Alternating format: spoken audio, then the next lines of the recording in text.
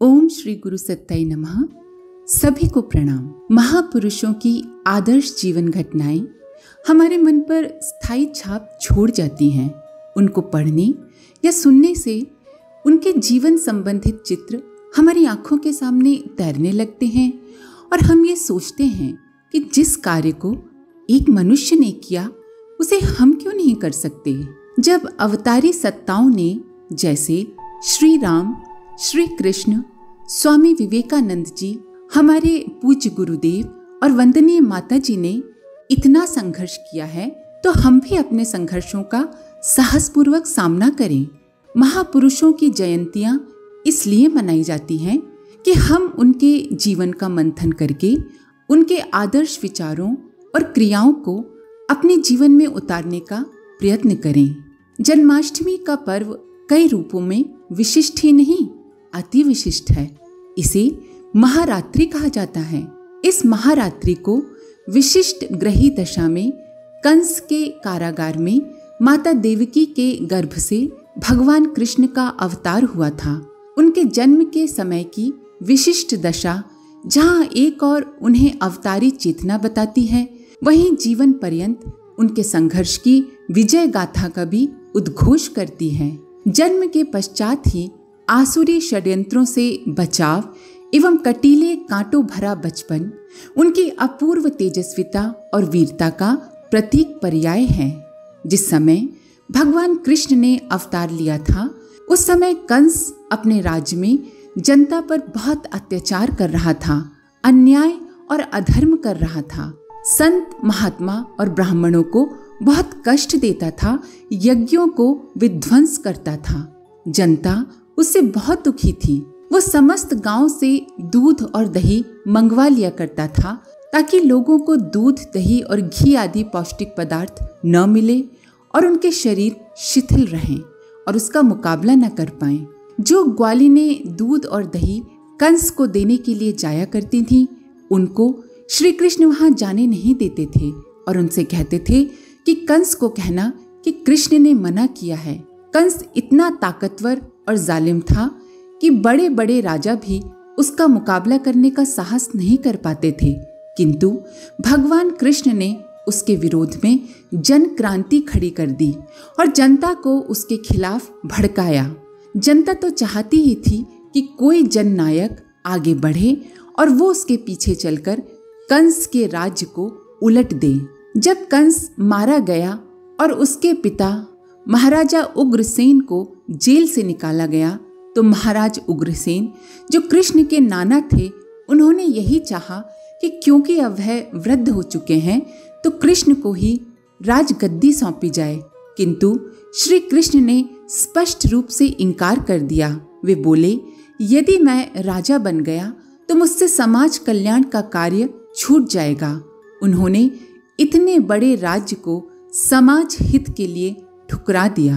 भगवान कृष्ण के जीवन में गोवर्धन के संबंध में भी एक महत्वपूर्ण घटना आती है। उन्होंने इस घटना के माध्यम से जनता को समझाया था कि गौ का गोबर एक प्रकार का धन है। भारत जैसे कृषि प्रधान देश में इसका एक महत्वपूर्ण स्थान है, क्योंकि इसके द्वारा खेती में उन्नति होती है। खेती में उन्नति धन की उन्नति ही मानी जाएगी। पुराणों की एक कथा में बताया गया है कि लक्ष्मी का निवास गोबर है, और पहले समय में तो ये सच बात भी थी। आज भी गोबर के कंडे, गौ काष्ठ आदि की उपयोगिता बढ़ रही है।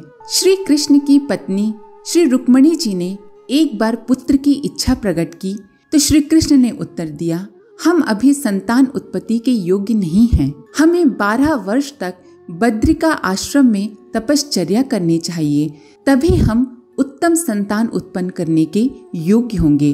और तब उन दोनों ने 12 वर्ष तक माँ गायत्री की आराधना की थी और श्री कृष्ण और रुक्मिणी जी ने श्री कृष्ण के गुणों जैसा पुत्र प्राप्त किया था, जिसका नाम प्रद्युम्न था। भागवत में श्री कृष्ण की दिनचर्या के संबंध में आता है कि वो नित्य प्रति गायत्री जप व हवन किया करते थे। भगवान कृष्ण का जीवन विविधताओं, विशेषताओं और अद्भुत गुणताओं से भरा पड़ा है। विषम परिस्थितियों में भी उन्होंने शौर्य और साहस का साथ कभी नहीं छोड़ा और वे सदा मुस्कुराते रहे।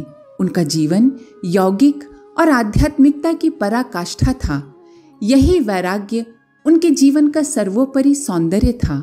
निष्काम कर्मयोग की खोज इस जगत के लिए एक बहुत बड़ी उपलब्धि थी। श्री कृष्ण कर्मयोगी भी थे तथा कर्म से निवृत्त प्रखर सन्यासी भी थे। भगवान कृष्ण ज्ञान के शिखर पर आरूढ़ थे। उन्होंने प्रेम के आयाम को नवीन विस्तार एवं व्यापकता प्रदान की। उनका महारास अध्यात्म की उच्चतम अवस्था का प्रतीक पर्याय था। हर गोपी को पूर्ण कृष्ण के साथ नृत्य का अनुभव कराना असामान्य घटना थी। आइए समझते हैं कि महारास का तात्पर्य क्या है, क्योंकि भक्ति रहस्य को आधुनिक पाश्चात्य सोच से ग्रसित पतित जनता काम या शारीरिक संबंध के अतिरिक्त कुछ नहीं समझती, क्योंकि आजकल के लोगों की सोच निम्न केंद्रों तक ही केंद्रित है। राजमहिषी का अर्थ महारानी भी हो सकता है और करने वाले उसका अनुवाद राजा की भैंस भी करते हैं। ये अपनी अपनी सोच पर निर्भर है। इसी तरह महारास को शरीर से परे आत्मा स्तर पर भक्ति से परमानंद समझने में ऐसे लोगों को कठिनाई होना स्वाभाविक है जिन्होंने कभी धर्म ग्रंथों का सही अध्ययन किया ही नहीं और न ही धर्म के तत्व को समझने की कोशिश की है। आइए समझते हैं महारास का अर्थ क्या है। महारास मोह, स्वार्थ और संकीर्णता की परिधि के साहसपूर्वक उल्लंघन का प्रतीक है। रास शब्द संस्कृत के रस शब्द से उत्पन्न हुआ है। रस का शाब्दिक अर्थ है निचोड़, तत्व, अर्क, आनंद। एक प्रसिद्ध सूक्त है रसौ वे रसः, अर्थात वह परमात्मा ही रस रूप आनंद है। रस आनंद रूप है और यही आनंद विशाल का, विराट का अनुभव भी है। किसी भी फल या सब्जी का निचोड़ रस होता है। भक्त की भक्ति का निचोड़ रस ही रास आनंद होता है। भगवान श्री कृष्ण 16 कलाओं के अवतार थे। समस्त गोपियां पुराने जन्मों के ऋषि गण थे जो श्री कृष्ण को तत्व से जानना चाहते थे। कृष्ण की 16 कलाओं की खूबी में डूब जाना चाहते थे। भगवान कृष्ण ने उनकी मनोकामना पूर्ति के लिए शरद पूर्णिमा का दिन चुना, क्योंकि इस दिन रसाधिपति अमृतत्वाय चंद्रमा भी 16 कलाओं में होता है और उसकी चांदनी में श्री कृष्ण को पूर्ण 16 कलाओं का प्रगटीकरण करना था।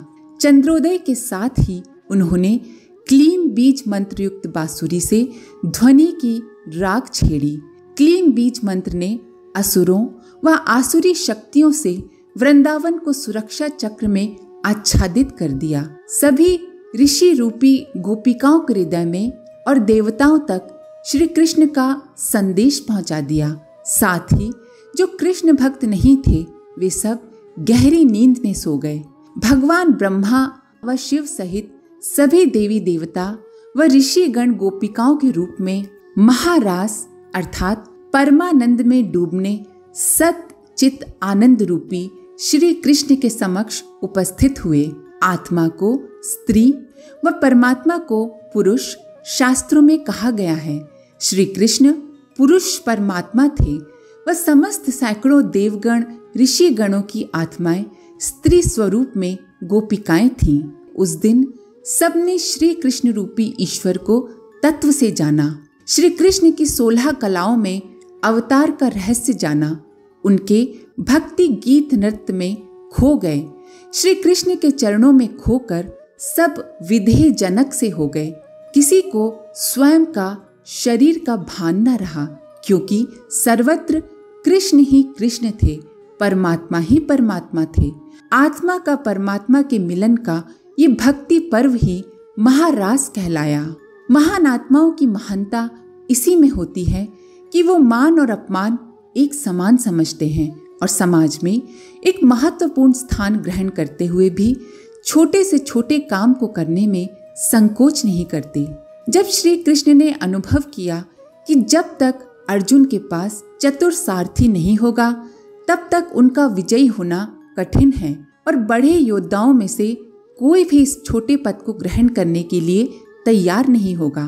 तब उन्होंने स्वयं इस कार्य को करना स्वीकार कर लिया। महाभारत के बाद जब राजसूय यज्ञ हुआ तो उसमें सभी को उच्च पद देकर उन्होंने स्वयं ब्राह्मणों के पैर धोने और उनकी छोटी पत्तलें उठाने का कार्य अपने जिम्मे लिया। निरहंकारिता का इतिहास में ऐसा उज्जवल उदाहरण मिलना कठिन है। सुदामा जी भी जब उनके पास आए थे तो उन्होंने इस नम्रता का व्यवहार उनके साथ किया कि सुदामा जी दंग रह गए। कहाँ राजा भोज और कहाँ गंगू तेली, कहाँ राजा कृष्ण और कहाँ ब्राह्मण सुदामा। परंतु फिर भी इस बात का ध्यान न रखकर उन्होंने सुदामा जी को अपने समान आसन दिया, उनके चरण धोए, उनके लाए कच्चे चावल प्रेम से खाए और गुप्त रूप से उनकी सहायता की। इस प्रकार से उन्होंने संसार के सामने एक आदर्श मित्र का उदाहरण प्रस्तुत किया। श्री कृष्ण का जीवन यज्ञमय था। वो निरंतर परोपकार में लगे रहते थे और दूसरों को भी इसी मार्ग का अनुसरण करने की प्रेरणा देते थे। महाभारत के पश्चात उन्होंने पांडवों से एक बड़ा विश्व कल्याणार्थ यज्ञ कराया था ताकि महाभारत में जो लाखों मनुष्यों की मार काट हुई थी उससे आकाश में व्याप्त आसुरी तत्वों का निवारण हो जाए। कौरव अनीति की राह पर चल रहे थे। ऐसे पापी व अत्याचारियों का नाश करने के लिए पांडवों को युद्ध करने की प्रेरणा दी और उनके विजय प्राप्त करने के पश्चात अपने लिए कुछ नहीं चाहा। जरासंध ने अनेकों राजाओं को जेल में बंद करके उनके राज्यों को अपनी काबू में कर लिया था। श्री कृष्ण ने जरासंध को भीम से मरवाकर उन राजाओं के राज्य वापस दिलवा दिए। जब वो पांडवों के दूत बनकर दोनों पक्षों में संधि कराने के लिए हस्तिनापुर गए थे और जब उन्होंने दुर्योधन का रुख बदला हुआ देखा तो वो महलों में न रहकर विदुर की कुटिया में चले गए। दुर्योधन के अन्याय से कमाए हुए धन के द्वारा बनाए गए पकवानों को छोड़कर उन्होंने विदुर के रूखे सूखे भोजन को स्वीकार किया। भगवान कृष्ण अध्यात्म जगत के शिखर पुरुष थे। इस अवस्था में पहुंची चेतना विश्व की समस्त रिद्धि सिद्धियों के साथ लीला करती हैं। भगवान कृष्ण का बचपन से लेकर जीवन के अंत तक का जीवन प्रेरणाओं और शिक्षाओं से अटा पड़ा है। इसमें हर एक अपनी जिज्ञासाओं का समाधान पा सकता है। श्री कृष्ण सिखाते हैं निश्चल प्रेम हर क्षण को सुख से भर देता है और पशु पक्षियों सहित पूरे परिवेश को आनंदमय कर देता है। श्री कृष्ण का समूचा जीवन संकट, संघर्ष और चुनौतियों की गाथा है। उनका जन्म कंस के कारागार में हुआ। माता पिता से पैदा होते ही वियोग हो गया। जैसे तैसे नवजात कृष्ण सुरक्षित गोकुल पहुंचाए गए, मगर बड़े होने तक पूतना सहित अनेकों राक्षसों ने उन पर घात लगाई। जरासंध की वजह से उन्हें कुटुंब सहित मथुरा छोड़ द्वारका बसानी पड़ी। महाभारत का युद्ध हुआ जिसमें उनकी इकलौती बहन सुभद्रा के पुत्र अभिमन्यु की निर्मम हत्या हुई। गांधारी ने श्री कृष्ण को उनके कुलनाश का श्राप दिया और कृष्ण की आंखों के सामने उनका सारा कुटुंब आपस में लड़कर मर गया। यानी कि आदि से अंत तक बहुत कुछ अप्रिय व कष्टदायक घटा। बावजूद इसके श्री कृष्ण की आंखों से कभी आंसू नहीं निकले। हर प्रतिकूल परिस्थिति में वे सदैव मुस्कुराते रहे। ईश्वर होकर भी साक्षी भाव से दृष्टा बने, सब स्वीकारते हुए सहज बने रहे। श्री कृष्ण सिखाते हैं जीवन में कितनी भी प्रतिकूल परिस्थिति क्यों ना आए, उसका मुकाबला मुस्कुराते हुए करना चाहिए। भगवान कृष्ण पूर्ण पुरुष थे। उनकी पूर्णता एवं पारंगता अद्भुत थी। वे एक साथ अर्जुन के सखा, सुदामा के सहचर, उद्धव के आचार्य, गोपियों के स्वामी, तपस्वी, सिद्ध, संत, वैरागी तथा अध्यात्म पुरुष थे। किसी भी अवतार ने जीवन के इतने विविध आयामों को कभी एक साथ नहीं जिया। वे एक साथ अनेक विरोधी एवं विचित्र कार्यों को संपन्न करने के लिए विख्यात थे। असंभव को संभव करना तो जैसे उनका नैसर्गिक स्वभाव था। महाभारत के महायुद्ध के बीच अर्जुन को गीता का उपदेश देना उनके इसी अनोखे स्वभाव को दर्शाता है। युद्ध भूमि में सम्यक ज्ञान का उपदेश देना अत्यंत दुष्कर कार्य है। वे ज्ञान की ज्वलंत मशाल थे। भगवान कृष्ण का गीता का संदेश संसार में अद्वितीय है, सर्वकालीन, सामयिक है। गीता न केवल महान आध्यात्मिक ग्रंथ है बल्कि उच्च कोटि का समाज विज्ञान शास्त्र है। इस ग्रंथ में प्रतिपादित सिद्धांतों पर चलने वाला मनुष्य कभी दुखी नहीं रह सकता। जिस अनासक्त कर्मयोग का फल की इच्छा ना करके अपने कर्तव्य कर्मों को करते रहना और सांसारिक कर्मों को करते हुए उनमें लिप्त न रहने का उन्होंने गीता में उपदेश दिया है। इसे अपनाकर हम सब प्रकार की सुख शांति को प्राप्त करके पूर्णता की ओर अग्रसर हो सकते हैं। जो विचार उन्होंने गीता के द्वारा संसार में फैलाए हैं उनको अपने जीवन में उतार कर भी उन्होंने दिखाया था।